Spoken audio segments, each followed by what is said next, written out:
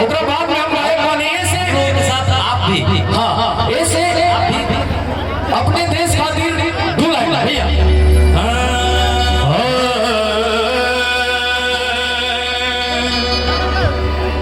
मेरा धर्मा तू, मेरा धर्मा तू, तेरा सब कुछ मैं, मेरा सब कुछ तुम।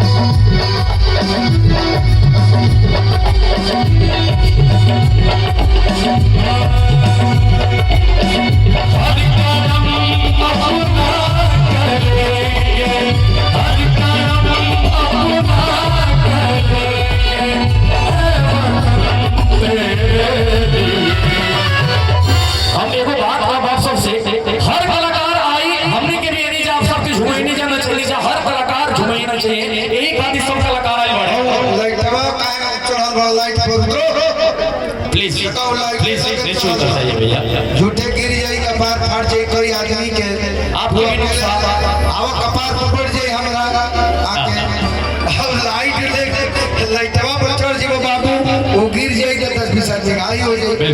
आराम से आनंद झूमत लेवे के बाद आनंद का दी कोनो के बुलाओ ना सबके ना कोनो लोग तो भगवान वाला कलाकार के तो प्यार करो बाबू खूब प्यार से सुना जा ठीक ना।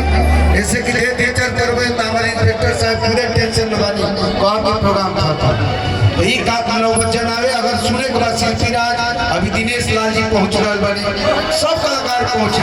अगर चाहत हो जाए कि प्रशासन बढ़िया से कार्यक्रम होके तो कार्यक्रम के सहयोग करा जाए, प्रशासन से सहयोग करा जाए, धक्का धुकी मत करा जाए। बिल्कुल। और अब हम चाहते हैं कम समय में कि जितना भारत माता से प्रेम बा, अपने देश से अपने मिट्टी से प्रेम बा, जितने लोगों को यहाँ जो लोग उपस्थित हैं जिनको अपने देश की मिट्टी से प्रेम होगा दोनों हाथों उठा लेंगे सीधा सीधा अपने देश खातिर, कलाकार खातिर ना, सब अपने देश खातिर। जितने लोग के अपने देश से मोहब्बत बा सब लोग हाथ खड़ा कर दिए, सब लोग ताली बजा दी। दिल दिया है सामने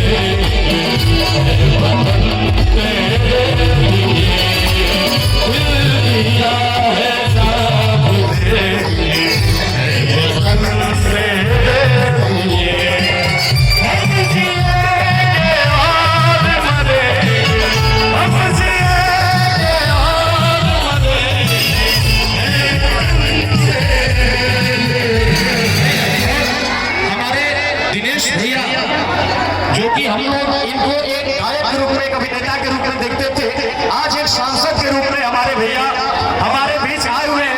एक बार ये गाना तालियां बजाओ भैया के लिए। और हमारे और अमरपाली जी साथ में और हम लोग भैया कुछ हम लोग देश का गुणगान वाला गीत गा रहे हैं, तो आप एक बार सब लोग मिलिए और सम्मान में भैया का और देश के लिए ताली बजाइए। मंच से जो कलाकार नहीं है मेरा बदली अतिथि है, तो इस मंच के सम्मान में जो मेरा अतिथि है अब मुझे चाहता है वो नीचे उतर जाए, कलाकारों को छोड़ एक बार भैया के सम्मान में और देश के सम्मान में आप दिक्कत जितने लोग हैं मंच पर कलाकार कहलावे ये हमारे